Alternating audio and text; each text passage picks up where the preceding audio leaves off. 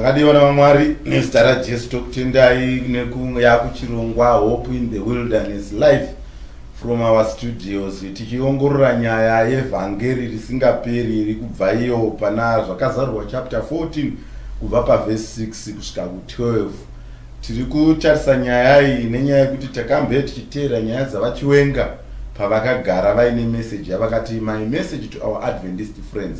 Vakaburitsa iyo nyaya yekuti iyo chokwadi kuwirirana kwedu ndekwekuti Matthew chapter 24 verse 14 inoti until iro rivhangeri riushe raenda kundimi dzese kunyika dzese kumitauro yese ipapo kuguma kunosvika. Chatakazongoremba kuwirirana nacho ndechekuti ivo vachiwenga vanoti ndivo vega vane vhangeri risingaperi kana kuti vhangeri rinounza Jesu. Ndo nyaya tiri kutresa tichitarisana nezvayo. Nhasi tiri kubata pati yacho.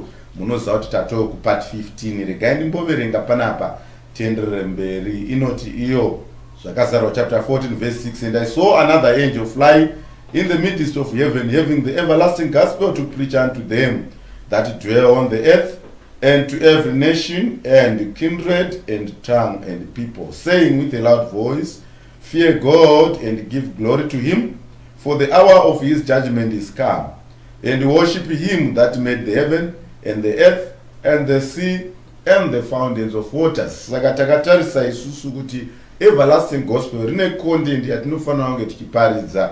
Pa content takati ndo pa verse 7. Verse 7 inoti ngirozi yaiti fear God, tikati fear God kuchengeta mitemo yake, and give glory to him, tikati giving glory is to reflect the character of Jesus in us. Ikati for the hour of his judgment is come, tikati judgment is going on right now from 1844 iya yakamboitwa disputed navachiwenga. Tikadzokera mukati meshoko kuti tiprove kuti 1844 did not just come from nowhere, it's a concept that was developed, that is there in the Bible.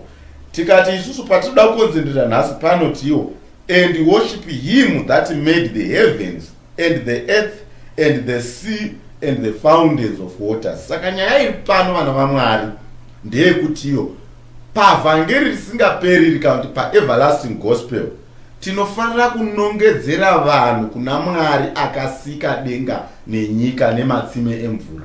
Nechikonzero chekuti vana Mwari vari kunamatwa pano pasi vakawanda. Zvikuru Mwari watinoziva rivalry yake yeMwari ndi Satan. Satan has also established his systems pano panyika dzinotoziva kuti ari kunamatwa, kwete achinamatwa saSatan asi achinamatwa saMwari. Saka tinana Mwari vari kunamatwa vairi. Never mind vamwe vese vekuti unonamata Mwari ari mari, uri kunamata hero, uri kunamata, but ngati focus on these two gods. Pana Mwari akasika denga nenyika nematsime emvura, koti Mwari Satan anozvito Mwari. Vese vanonamata vachinzi vanonamatwa vachinzi Mwari. Saka everlasting gospel basa raro ndere kunongedzera to the true God akasika denga nenyika kuti vanhu vasanamate Mwari asiri iye. Now nyaya yatakachitaura manje ndeyekuti kana gospel rouda nana Chiwenga vachiti mitemo hapasisina, takazama kuburitsa pfungwa yekuti vanhu ava havasi kuramba mitemo nekuti ivo kubirwa havadi. Vakaswera vabirwa vanoswera vaenda kumapurisa, vakaswera vatorerwa vakadzi vanoswera vaenda kwa mambo, kwa changamiri kuti tinotonga nyaya upombwe hwakaitika. Kana vakaona vana vasingateereri vabereki anenge achamudhonza omutaurira kuti konhai shamwari yangu, hauoni baba vako namai vako vari kushupika zvakadaiwo, ko shoko raMwari rinoti chii? Zvoreva kuti mitemo iya 6 inodiwa nemunhu wese kusanganisira navachiwenga. Now nyaya tinoda kuti tifokase nayo ndeyekuti kana vanhu vachiti mitemo haisiko, vari kuataka mitemo yekutanga yepa 10 commandments. Now 10 commandments is divided into 2. Takaitaura nyaya iyoyo. Inoti iyo wekutanga mufarisi paakabvunza suka nai Jesu chef ndopiko mutemo wakakosha kudarika imwese sukanzaiwa wekutanga number 1 the most important unoti ida Mwari nemoyo wako wese nesimba rako rese nepfungwa dzako dzese.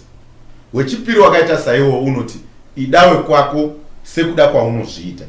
Saka regai nditore nguva nditsanangure ipapo. Tikati isusu 10 commandments is an exact summary of this, because pa verse 40 ya Matthew chapter 22 inobva yati in these two hang all the prophets on the law. Saka zviri kureva kuti mitemo 2 yerudo yakataurwa naJesu yekuda Mwari nekudawe kwako haiziri iyo kunzi ndo mutemo yaamunyowani kana kuti ane new commandment. Verse 40 yati on these two hang the law. In other words, these two are the summary. So kana iriyo summary, isusu chatakataura ndechekuti wekutanga unoti idawe kwako, ida Mwari wako nemwoyo wako wese nesimba rako rese nepfungwa dzako dzese, ndo unodefine mitemo 4 yekutanga.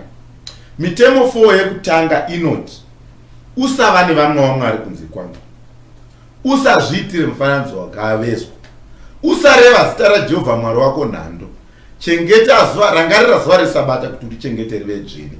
Tikati iyoyi mitemo iyoyi ndo inoratidza ukama hwako naMwari, ndo inokwalifaya pakunzi ida Mwari wako nesimba rako rese nepfungwa dzako dzese nemwoyo wako wese.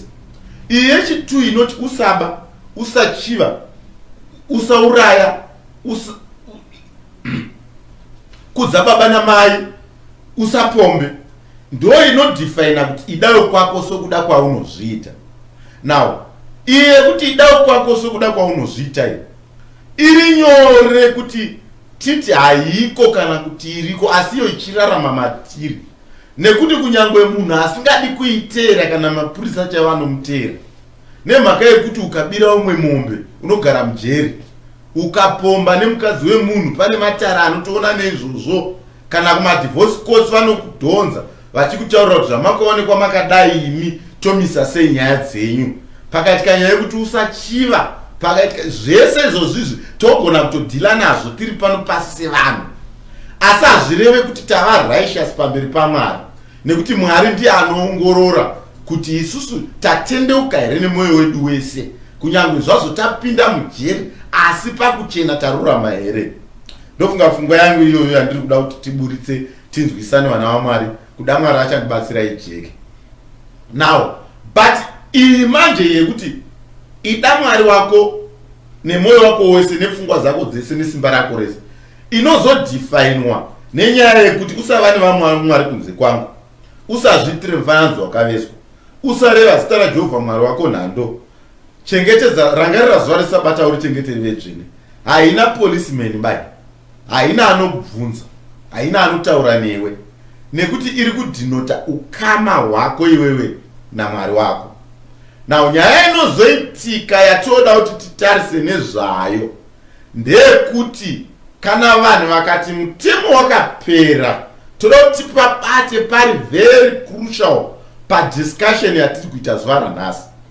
Kana vanhu vakati mitemo yakapera, iyi inoita nezveneighbor wako iyi haipere zvikazvekudaro, nekuti nyange ukaba unoteerwa kunzi varipo vakaba, endai munovatora vauye kuno. Asi uyu unoti usava nevamwe vaMwari kunze kwangu, chero ukambonzvenga mugomo ukaenda ukanonamata kuvadzimu vako, hakuna vaunoofenda, hakuna anokutera, hakuna anokunetsa, kana wane vamwe vaMwari vanonzi vadzimu, kana wane vamwe vaMwari vanonzi ngozi, kana wane vamwe vaMwari vanonzi mari, hakuna anokunetsa. Toda kuti pabate papa. So kana vanhu vachiti manje mutemo yakapera, vari kunalifaya iyo yekutanga 4 nechikonzero chekuti haina supervisor anoitera, ende hatigoni kuya tichikupoinda kuti sei paitika izvi nezvizvi. Asi iyi 6 iyi yekudefina ukama hwedu hakuna maperero kana kamaperero kaingangoite. Now, so iyi yekutanga 4 iyi inonongedzera Mwari. Toda kupati tipa jekese, tipa chenese, tipa ratidze, tipa taure. Iyi yekutanga 4 inoratidza ukama hwedu naMwari. Saka ndo inonoinda manje pana Revelation chapter 14 verse 7 kwekupedzisira kwacho kunoti, and worship him that made the heavens and the earth and the sea and the fountains of waters. Yakakosha iyoyo. Mitemo 4 iyo yekutanga iyo ndo inonongedzera akasika denga nenyika. Saka tikati mitemo yese yakapera, tichangoraramiswa ne16 nekuti hakuna kunzvenga kwatinoita nemapurisa achatifoseredza kuti tiite. Asi iyo 4 iyo nekuti tawirira kuti yakapera, hakuna mutemo nepolisi inouya kwauri kana chechi inoita church board yekuti kona imi sei muina vamwe vamwari vasiri mwari wekudenga. So crucial. Now, pano patiri kuda kupinda panokosha, patiri kuda kunonzvenzvera, patiri kuda kunoongorora.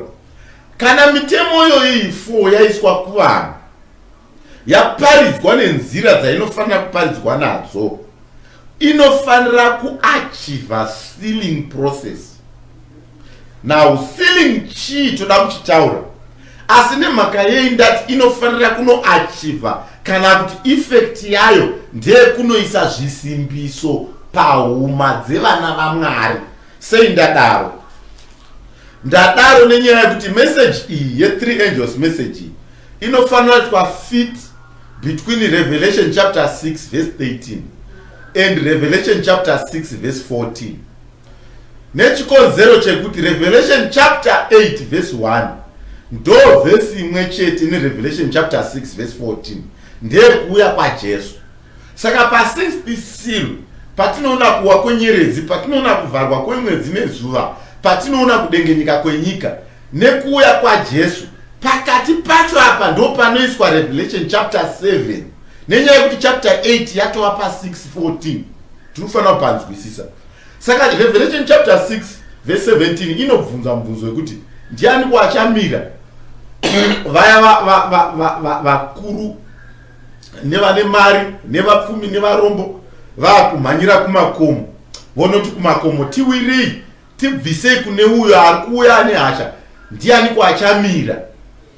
Verse chapter 7 yaRevelation yochifitwa pakati papa yochitaura kuti vachamira ndevavo. Vachamira ndevapa ava vachaitwa sealed. Saka sealing process inoitwa nei?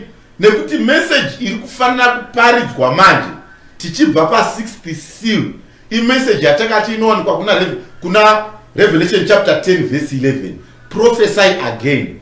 To prophesy again chinyi? To prophesy again paya after bhuku ravava kuna bhuku raDaniel riya rakavhurwa 2300 years padzakanopera 1844 ndobva paita great disappointment tichazopatera kana tine nguva. Vanhu vaitwa disappointed vakati sei Jesu asina kuuya, vakafunga kuti zvapera, kubva kwauya message ikati prophesy again. Toita prophesy again chii futi?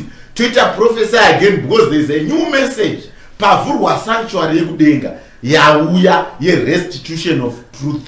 Iyoyo iri kufanira kuparidzwa kuti vanhu vasimbiswe, vaiswe zvisimbiso pahuma dzavo, vakwanise kumira kana Jesu auya nehasha dzake dzisingaperi.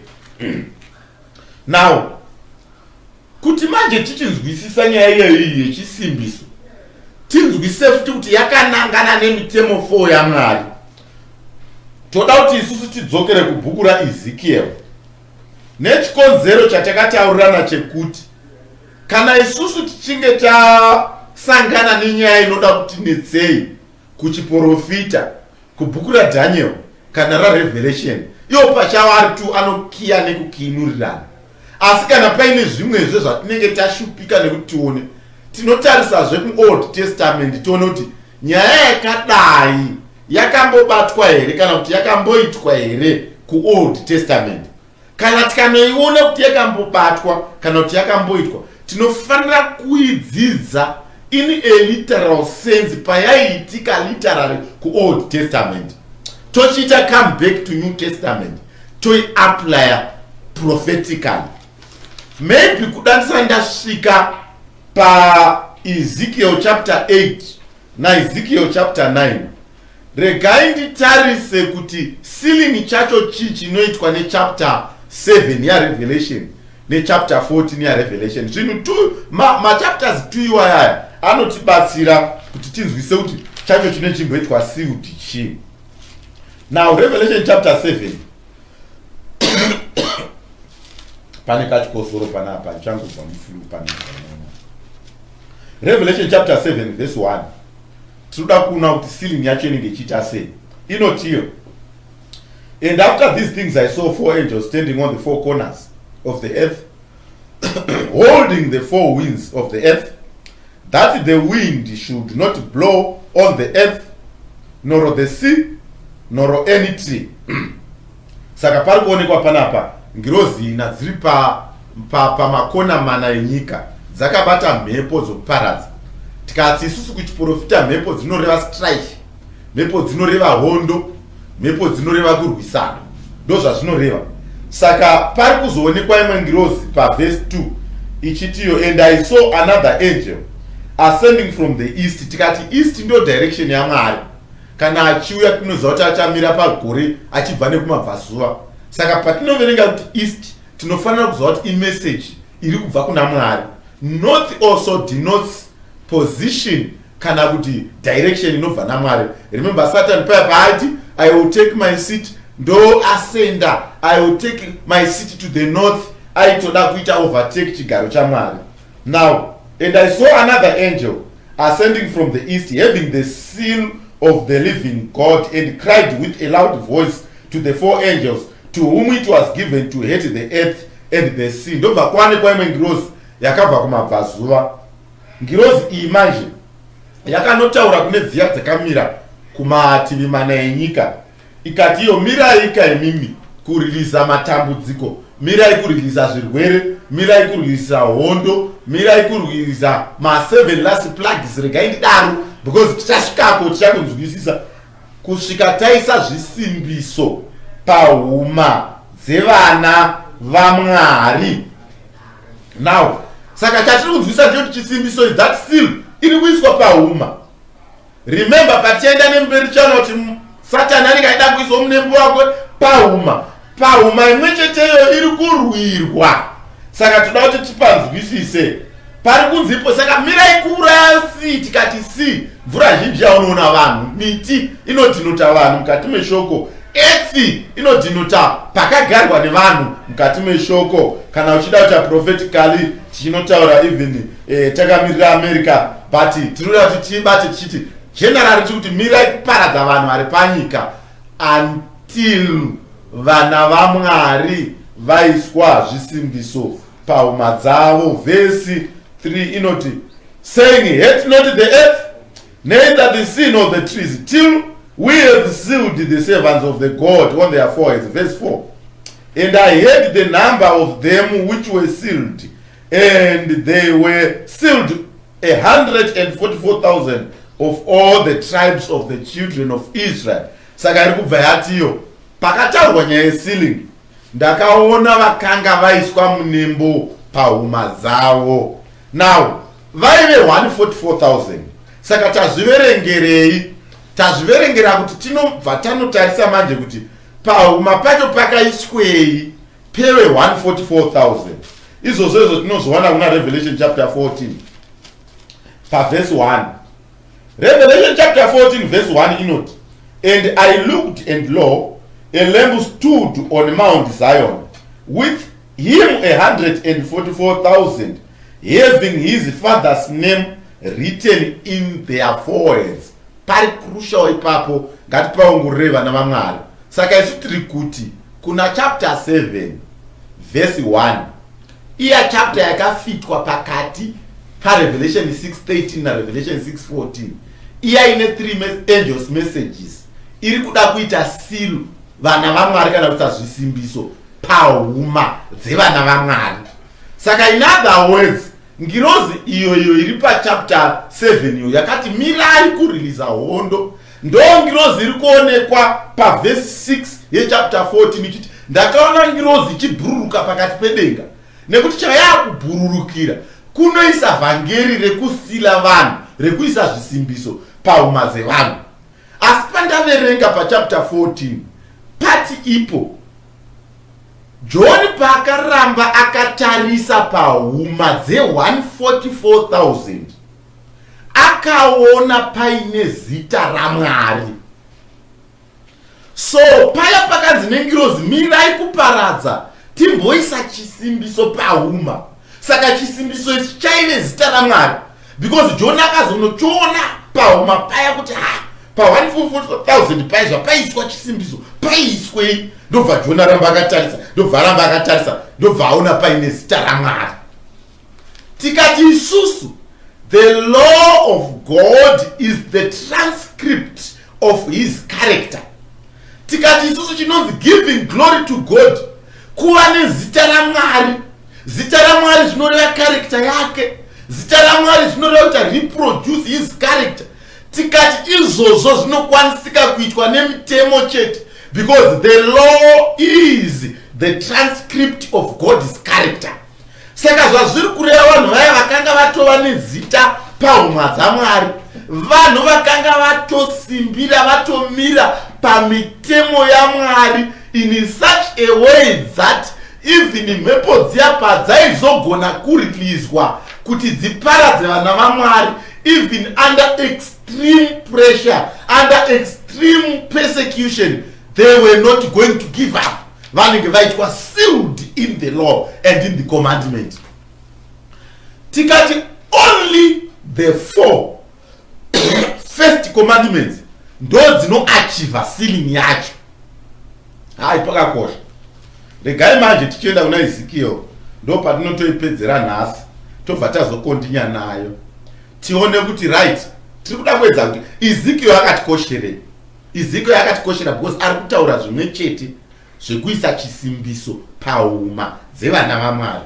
Tikati Ezekiel zvakatoitika literal, it was literal. Saka kuzoti tikwanise manje kunyatsonozvibata prophetically pachapter 7 nechapter 14 ne3 angels messages, tinofanira kuti tistudy pazvakamboitika kuna Ezekiel, tobva tanopa study, tikapanzwisisa tobva tadzoka toapply nyaya yedu. So nyaya iripo pana Ezekiel chapter 9 verse 3 inoti, and the glory of God of Israel was gone up from the cherub whereupon he was to the threshold of the house, and he called to the men clothed with linen, which had the writer's inkhorn by his side. And the Lord said unto him, go through the midst of the city, through the midst of Jerusalem, and set a mark upon the foreheads of the men that sigh and cry for all the abominations that be done in midst thereof. Verse 5. And to the others he said in mine hearing, go ye after him through the city, and smite, let not the eye spare, neither have ye pity. Slay utterly the old, verse 6, and young, both maids and little children, and women, but come not near any man upon whom is the mark, and begin at my sanctuary. Then they began at the ancient men which were before the house. Now, let's do a close analysis. Saka tirikuona varume vanga vaine zvombo zvekunoparadza. Let's go parallel to Revelation chapter 7. Tirikuona mhepo, tirikuona ngirozi dzakamira pamativi mana enyika dziri ready to destroy. Pouya umwe ane liyeni obva ati mirai kudestroy, anga aine ingihoni. Izwi rouya roti mirai kudestroya, uyo ane ingihoni uyu ari kufanira kuisa maki pahuma dzevana vaMwari. Isu ndobva tanzwa zvanzi pa chapter 2 ya Revelation 7 kwakabva kwauya umwe mutumwa kana kuti imwe ngirozi yakati nezwi guru, stop destroying the earth, do not hate the sea and the earth until we have sealed the servants of God on their foreheads. Ndobva pachinzi ipo pa Ezekiel chapter 9, kana muchinge mapedza kuisa mark pahuma dzevana vaMwari ava paradza vanga vachiteera vaiti utterly destroy the old, the young, everybody must be destroyed. Now saka isusu tiri kuona kuti kuna Revelation chapter 7 kana munembo kana kuti chisimbiso chinge chapedza kuiswa paumadzivana vaMwari, then those who wins at the four corners will be commanded now to follow and utterly destroy. Saka, did you see the parallel between Revelation chapter 7 and Ezekiel chapter 9? Yakati kosher. But let's go deeper.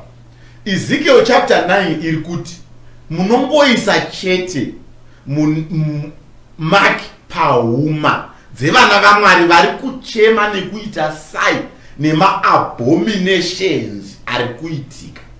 In other words, kana tichida kunoapply same theory, tinozwisa kuti vese vachafanira kupuwa chisimbiso kana kuti vachafanira kunembwa pauma kuchapter 7 yaRevelation vanozomira kana gwayana rouya ndevavo vari kushupika nema-abominations ari kuitika panguva yatiri kuitika. Ndo inonzi typology, type and antitype. Type is in Revelation, is in Ezekiel chapter 9. Antitype is in Revelation chapter 7. Now mira chimboti dzikei futi. Now ma-abominations acho ndeapi? Ndo zvinotipa time manje yekudzokera kuEzekiel chapter 8. Tikadzokera kuEzekiel chapter 8 tonodzoka nayo nekuti Mwari atanga alista ma-abominations. Paalista ma-abominations pachapter 9 ndokuti because of those abominations dziri kukomitwa neIsrael, pane vari kuchema nenyaya yadzo, ivavo ndo vamunofanira kuisa ingihon. Kana modestroy havafaniri kubatwa vanhu ivava, musavadestroy. Destroy vari in the middle of doing and sympathizing with those abominations. Saka isusu, let's go back to Ezekiel chapter 8. Tinonzwa ma-abominations iwaya. Kana tabata todzokera kuRevelation chapter 7, tichaziva kuti vese vachaiswa chisimbiso pauma ndevasingaiti ma-abominations akaita seaya. Ndo zvakatikoshera Ezekiel panguva dzinodzi. Toda kuti tiverenge Ezekiel chapter 8 titange nayo paverse 3. Remember isitiri kuti mitemo yekutanga 4 ndo inoachieva sealing process. Now Ezekiel chapter 8 hasitange paverse 7. Toda kuti tione nyaya yetypology yakaitwa ipapapa, very crucial for us. Verse 3, and he put forth the form of the head. Anchengenoverenga kwesa wana Mwari, toda kuti mhanye kuti ti extract zvatiri kuda nenyaya yenguva. Kana tine imwe nguva tinogona kutambanuka kune vari kuda kudzidza, kune vari kuda kuti tisangane naMwari tinzwisise nyaya. And he put forth the form of the hand and took me by a lock of mine head, and the Spirit lifted me up between the earth and the heaven, and brought me into the visions of God to Jerusalem, to the door of the inner gate that looked toward the north, where was the seat of the image of jealous, which provoked to jealous. And behold, the glory of God for Israel was there, according to the nation that I saw in the plain. And verse 5, then he said unto me, Son of man, lift up thine eyes now the way towards the north. So I lifted up mine eyes the way towards the north, and behold, northwards at the gate of the altar this image of jealousy in the end. Number one, what was the abomination? Image of jealousy. Saka papa tunamatwa ma images. What does the first law says? Thou shalt not have any other gods. Usazvite, usavane vama vaMwari kunze kwangu. Saka ma-Israelites panzvimbo yaMwari vatoseta another god. That's abomination. Toda kuti fambeka tione parallel nemitemo yekutanga yatataura inoachieva sealing process. Ava vatonamata umwe Mwari. Ende Mwari iyeye moyo wese still manje abva apuwa zita rinotinakidza rejealous. Akuda kutotora nzvimbo yaMwari, zvitori zvavo zvavakuita izvi. Hande pamberi tinoona ndoda kuti muone kuti as these abominations are being described, inenge ichiteera inenge iri more than the other. Inenge iri worse, abominable responsibility yacho inenge yamo than yekutanga. Ndo zvatiri kufanira kuteera tichiona tichifamba nazvo. Handei paverse 9 tinoitaza taona chekutanga zviri image of jealousy iri kuita direct affect the first law, thou shalt not have other gods. Handei paverse 9, and he said unto me, go in and behold the wicked abominations that they do here. So I went in and saw, and behold, every form of creeping things, and abominable beasts, and all the idols of the house of Israel, portrayed upon the wall around about. And there stood before them 70 men of the ancient of the house of Israel, and in the midst of them stood Jazaniah the son of Shaphan, which every man in his censer in his hand, and a thick cloud of incense went up. Right, verse 12. And he said unto me, son of man, hast thou seen that the ancient of Israel, of the house of Israel, do in the dark, every man in the chambers of his imagery? For they say, the Lord seeth us not, and the Lord has forsaken this earth. And he said also unto me, tell thee yet again, and thou shalt see greater abominations. Now, after the image of jealous, what comes? Images, creeping things, abominable animals. And actually the 70 elders were having the golden censer. And we understand from the sanctuary that the censer represented the prayer of saints, which when it was burned, God will do sweet smell, a sweet aroma. Therefore, their prayers now were being offered to these images. And he said, come, see these men of Israel, each in his imagery. What does the second law say? Thou shalt not make yourself graven images. So we see these abominations are hitting direct to the law of God. The first law which points to the relationship between Israel and their God. They were imageries in church. They had already substituted the praying of God of heaven, and it was being now, in other words, intercession was now being done by these other gods they are now worshiping too. Let's go. And he said, come and see greater abominations. What are those greater abominations? Verse 14.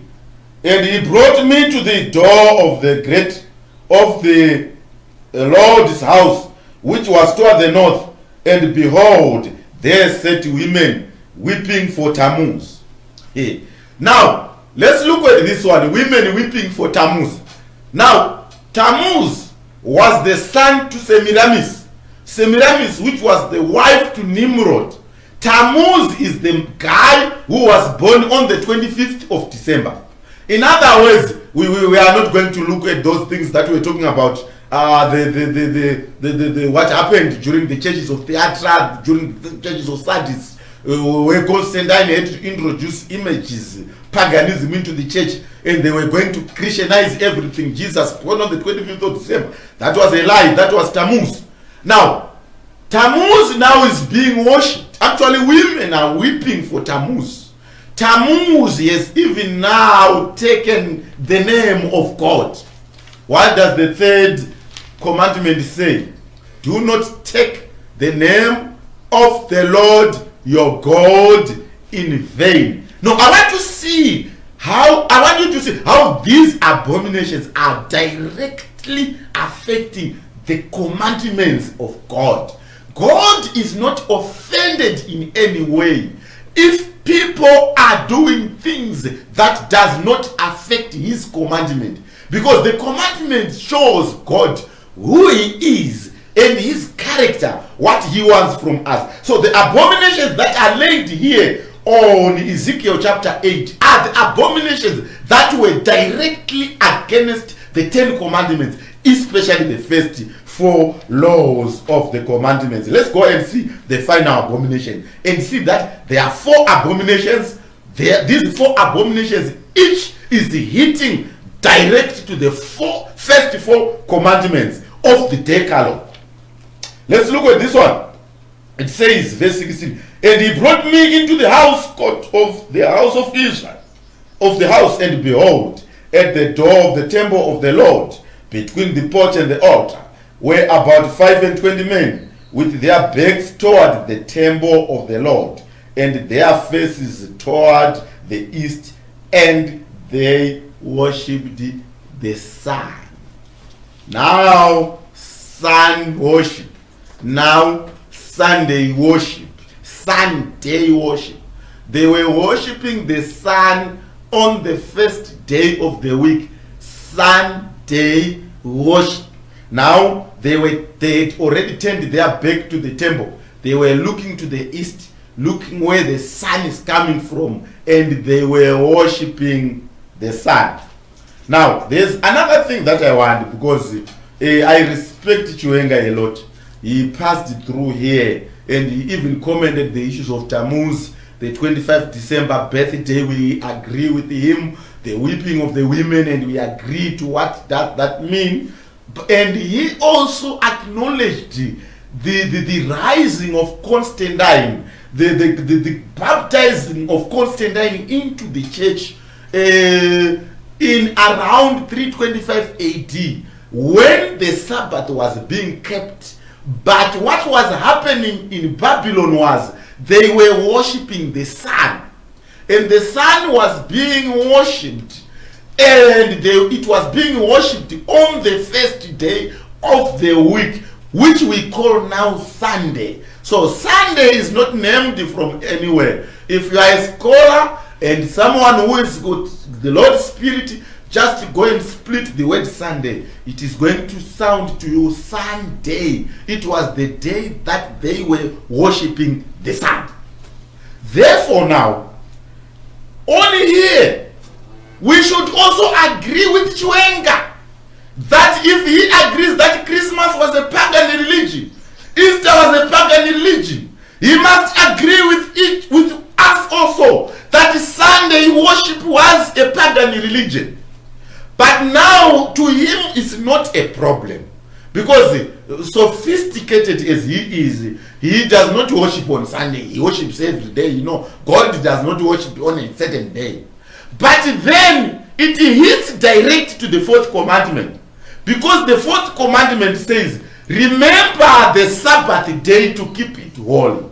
By us shifting from the Sabbath day to Sunday, it means we have accepted the coming down of the Babylonian religion, which was Baalism, or Mithraism, which was worshipping of the sun.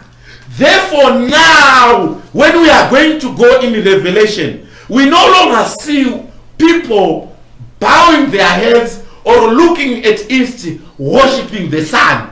But now it has been cascaded through Sunday worship, which is sun worship. So Mithraism, Baalism, which was done by the Israelites, is there now in today's Christendom through Sunday worship.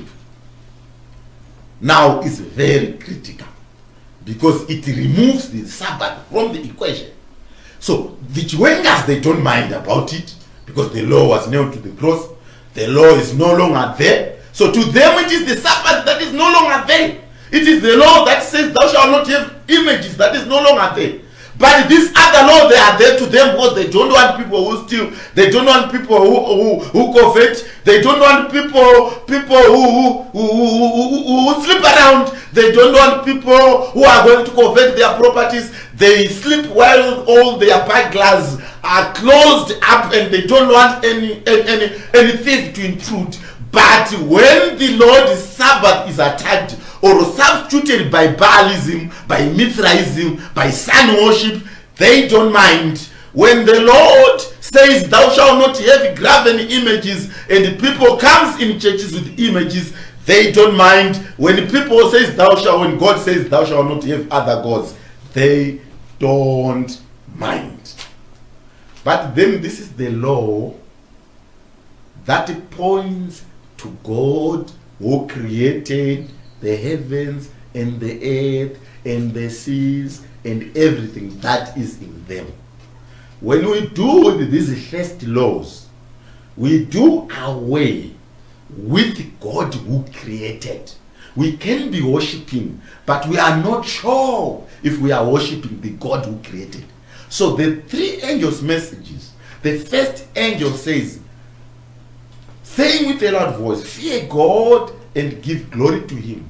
Worship him who made the heavens and the earth and the seas. Don't worship any other God. Worship the exact one who created. And we said the exact one who created is being pointed by the first four laws. Because the first four laws is establishing your relationship with God. So it's important. It's important. Let's look at it that way. So we are saying now, for us to be sealed according to Revelation chapter 7, so that we can stand when he comes, we must understand how sealing was done in Ezekiel chapter 9. It was done to those who were sighing and crying when abominations were being done. Which abominations? People were now worshiping other gods through the image of jealous. Which other abominations? People now were having images in their churches and everything. Which other god? People now were worshiping Tammuz and the like, and they were taking the name of the Lord in vain. Which other abomination was being done? People were now worshiping sun instead of worshiping the creator of the sun. And the creator of the sun was being worshipped on the Sabbath. The Israelites knew that. We may disagree on now the New Testament, but the Israelites knew that it was the Sabbath that distinguished them between all other nations, and that pointed to their God who created. By them worshipping the sun, they had drifted from the Sabbath. By the way, if Israel could not drift from the Sabbath, they remained in true worship. By the time they drift from the Sabbath, then they are worshipping other gods and other images. That is the message we are going to be looking at now. From this part 15, we are going to zero in and go deep down into part 16 on this one, from my heart to yours. May God bless you, Evangelist Chiwenga. Coming to you live from Hope in the Wilderness. Share, like, subscribe, so that people can receive this message of this time. May God bless us. Amen.